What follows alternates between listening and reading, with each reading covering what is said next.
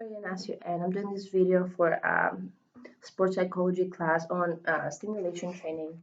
So stimulation training is something all athletes and performers usually do at practice, and it's a way to we do different drills and practicing to different conditions in order to be able to prepare for adverse circumstances in a race and be able a race, a meet, or competition, and be able to overcome those very fast and move on and not let those affect our performance. As a swimmer, very common example of that would be uh, having a tech suit practice. So we usually just wear our practice suits at practice, but some of the times we are, our coach tells us you can bring your tech suit, which is the knee length suits we normally wear in a big meet, and we train with those, or we do specific fast race stuff with them on, and the benefit of that is you get the feeling of how the suit feels in the water and how it changes your stroke and your buoyancy in the water, which can be very much different and affected by it, and it might affect your stroke count, your underwaters, how far you glide. So it's very important to try that and have an expectation of how a race would feel like. Um, Another thing is we do race practices. So we know from the previous day, today is going to be a race practice, or we the coach announces it in the day we have that. So the whole practice is designed as a meet.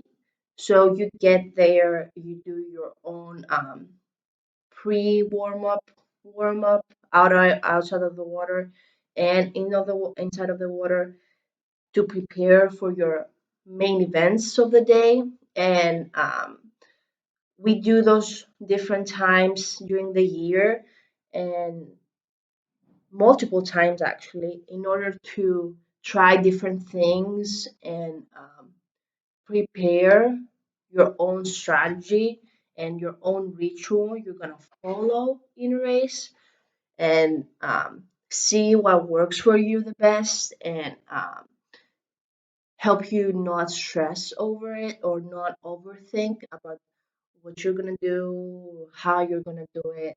You know, you have a plan, you don't even have to think about it, you just follow it. And it's very distressing, mostly when you find what perfectly works for you. It's um it's great because you know what sets you up for success, and you know if you're going to do it, you're going to be ready to perform. You don't need to stress about, did I do this right, was it something that works for me, did I do my something wrong with my warm up. You just do it, you're ready. Then another thing, it's very common, um, and I think it's very big in swimming performance, is your starts.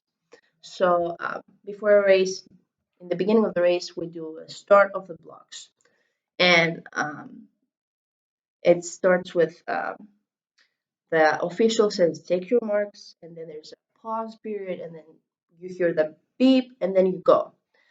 So that period between the take your marks and the beep, you have to. It can be very short, it can be very long, depends on the official. And every race it might be different because it's up to the official to hold it as long as they want. And if you move during that period, you have to be completely stable. If you move slightly, you get disqualified. So it's really, really important that you have develop the patience to react very fast when you hear the beep, not earlier and not later. Um, so when we do starts or things off the blocks at practice, the coaches usually do different. The pause time that lasted longer, that lasted shorter, um, depend like whatever they want to prepare you for what you might get in a race. And or there's sometimes that something will go wrong with the start time, and you're gonna take your marks and you're gonna pause, and then the official is gonna say step down of the blocks because they need to restart the system, and that's something that can really throw off a swimmer. So we do that at practice too. When you have gotten your focus, you're ready to go. Someone tells you no, you have to step back. We have to do this again, and sometimes it can be really stop your focus and throw you off. So it's really important to be ready for that and not let it affect your performance. So that's how simulation training works in swimming.